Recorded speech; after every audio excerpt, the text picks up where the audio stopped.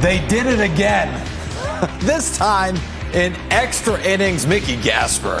How big was that? But no hit bigger than Jarren Duran's grand slam in the 11th inning, and the Red Sox now a season high 14 games over 500 with a 7-3 win over the Marlins.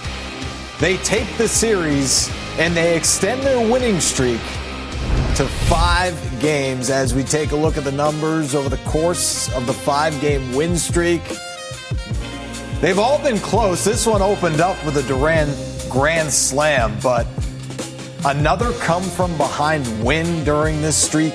4 of them you had in this streak. This one, the Red Sox jumped out to the lead. They had the lead. The Marlins came back and tied it. They took the lead back. Marlins came back and tied it in the 10th inning. But the Red Sox take the lead for good. 7-3 your final as we welcome you inside our Salem Fox Studios. NESN Extra Innings Live, free next day business delivery from your local hometown team. Glad you could join us. Pellerin and Lenny DiNardo here. That was a wild one. That was a wild one. My goodness. You look at Jarren Duran in the season that he's had, right? And you're thinking, all right, you're 0 for 4. This is a spot. Yep. And then you look at the numbers in the 9th inning or later for Duran. 313, right? That's his 3rd home run in the 9th inning or later. This is a guy with runners in scoring position, has gotten it done. So, yeah, you can talk about stats. You can look at the hovering around 200 batting average, but you can also look at the RBIs. That's his 18th home run of the season. He's one of 4 Red Sox batters offensively that have more than 15 home runs, more than 60 RBIs. So you can hang your hat on that for sure for Jarren Duran. Yeah, 66 RBI now on the year, and Duran stepping up in the 11th inning against Cade Gibson, the left-hander. And so the Red Sox with the bases loaded, and Duran just unloads on this sweeper. 412-foot bomb, 105 off the bat. Good for his 18th home run of the year. 2nd home run this year off of a lefty. So 2 of the 18 home runs off a lefty, and that grand slam, one of them. You know, we talked in the pregame show about how the signs were there, about how he's got that nice line drive swing, shooting the ball to center field, driving it the other way when pitched on the outer half. You can see him getting into certain counts. There's not as much swing and miss, and being able to hit a mistake pitch like that, sweeper right down at the bottom of the zone, shows you that those at-bats came together, and you can see the swing fulfilled right there. And he is our Subaru of New England star of the game. And look, Mickey Gasper reached base 4 times. He's reached base 8 consecutive plate appearances. What else is new? Had a couple of home runs. I get it. But come on, the grand slam in the 11th inning.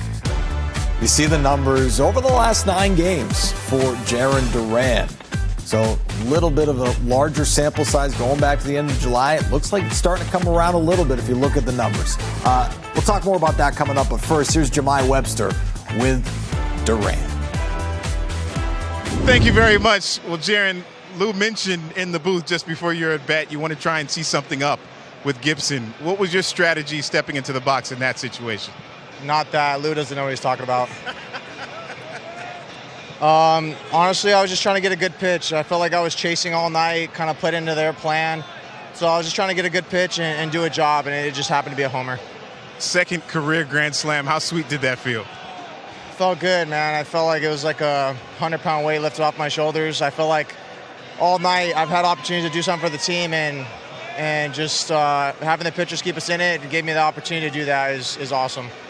You've got 17 RBI this season in the 9th inning or later. That's the most in Major League Baseball. What is it about those late inning situations that allows you to meet the moment like that? I feel like I kind of just stop pressing and just kind of try and do something for the team. You know, that's what makes it easy, is when I'm just trying to do something for the boys instead of trying to get on and do all this extra stuff. So I just feel like leaning on my teammates helps me a lot. Speaking of your team, this group was 14 games under 500 on June 25th.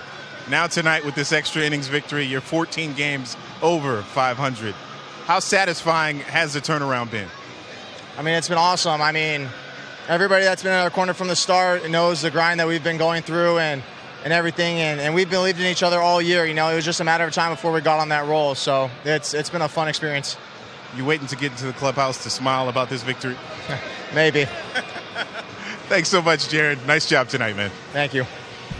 Talking a little smack to Lou there, huh? Yeah, tongue-in-cheek. I mean, that's fine. Everybody knows Lou knows who he's talking about. Yeah, absolutely. Yeah. But, hey, you know what? Came through and it counted. And just talking about going back to July 31st with Duran, over the last 23 games, hitting close to 280, OPS close to 850, right? So you're starting to see signs, larger sample size, that Duran's coming around. And clearly, ninth inning and runners in scoring position, he's been doing it all year long. Yeah, really. And the average we talk about, it's around 200. But once you get this far into the season, you get that number of at-bats. It's really hard to get those numbers to creep up, right? But the home runs and the RBIs, those are substantial. He's getting close to 20 home runs. If he gets close to 80, 90 RBIs, that's a respectable season for sure.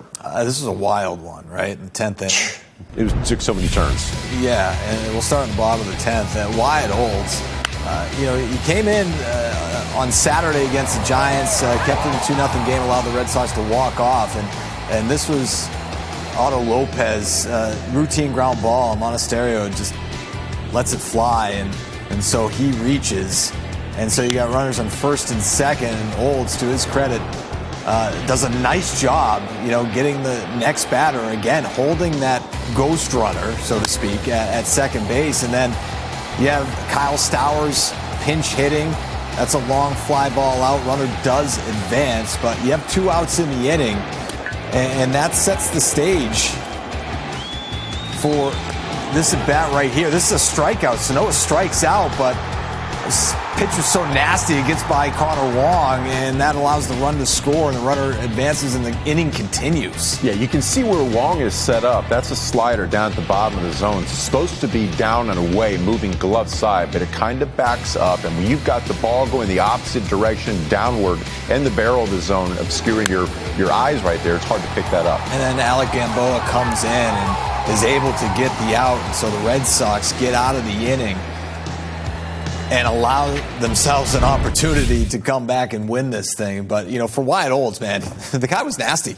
I mean, he was absolutely nasty in that 10th inning. Yeah, for such a young pitcher, very poised out there. And Fourth major league outing. Yeah, and he's out there in situations in extra innings for the Red Sox during this streak. It shows the confidence that the organization and Chad Tracy has in him. And the pitches were nasty. That fastball plays 97, 98, and that nasty slider down at the bottom of the zone. He was hitting his spots in key situations. Yeah, and again, another guy in Gamboa doesn't have a lot of major league experience either, coming in a tie game, extra innings. So those two guys able to get the job done. Meanwhile, you go to the top of the 10th inning, and the Red Sox with, again, they have the ghost runner this time. And nice job by Nick Sogard, moving the runner over here. And Connor Wong moves up to third. And then this happens as Fauché, again, it looks like a cross-up or something. It hits the umpire, David Rackley, right in the mask, and he's shaken up, but allows the run to score. But it did take a bounce off the mask. The Marlins almost had a play at the plate there. Yeah, you can see the umpire's face right there. He's like, where am I right now? But look at this pitch. Just missed everybody except man. Right in the dead center of his mask right there. Had to go down to one knee. You'll take it if you're the Red Sox, though. Just another wacky moment in this game. Yeah, seriously. And there was plenty of action in this one earlier, but in extra innings, man, it was unbelievable. Speaking of wacky, how about Mickey Gasper, what he's done? It's unreal. It's unreal. Crazy. This is the second inning off of tonight's starter, Tyler Phillips. He blasted his fourth in 8 games at this point. And so that's the second inning solo shot that gets the Red Sox on the board. And then in the 6th inning, they're in their bullpen, and this is dead center. His 5th in 8 games. Unbelievable. I mean, he walked twice. Yesterday. He's been on base 8 consecutive plate appearances. I mean, I'd walk him too. I mean, this is Mickey Gasper. It's the Mick. If you don't walk him, this is what he does. 102 off the bat, dead central, 400 and something odd feet Can on we average. check out the numbers? Since look at the OPS. 28 total bases. What are we doing? 8 games. Close to 2,000. 5 home runs in 8 games. And the funny thing was getting pinch hit, right? Jahmai Jones. We like him from the left side. Right, exactly. It's from the left side. I understand. Switch hitter, but like Jahmai Jones. Jahmai Jones is off to the best start in Red Sox history through 16 games with the numbers. Yes. Right? And This is the only person. You're pinch hitting for that guy. He's the only person you pinch hit him for. I know. I know, but what he has done, I mean, credit to Mickey Gasper, and Lou mentioned it during the telecast. We all remember a couple of years ago, he started 0 for 18, showing his parents in the stands, goes to Minnesota, comes back to the Red Sox organization, gets called up, provides, some, spark for the Red Sox early on when things were not going well, right? Sure. And then goes back to Worcester. He tears it up down there. Masataka Yoshida gets hurt. He comes back up. And he gets this opportunity, and man, I want to talk about taking the ball and running with it. Yeah, everybody's on their own timeline. You don't have to be 21 years old, come up to the big leagues, and automatically just catch fire, right? Some guys do that, some guys don't. Took him a little bit longer to go out there and get the reps at the big league level. He got sent down. They told him, hey, go out there, continue to do what you're doing. You're going to get called when we need you. You know what? He put his head down, talked to Rich Gedman.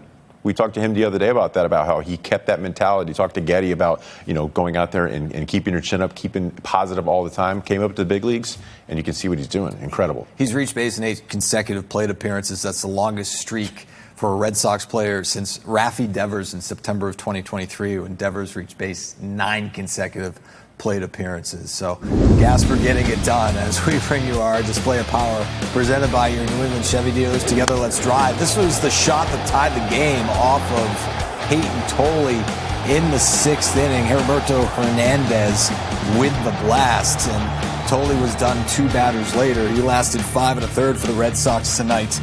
We will get into his outing coming up a little bit later. That's our display of power presented by your New England Chevy dealers.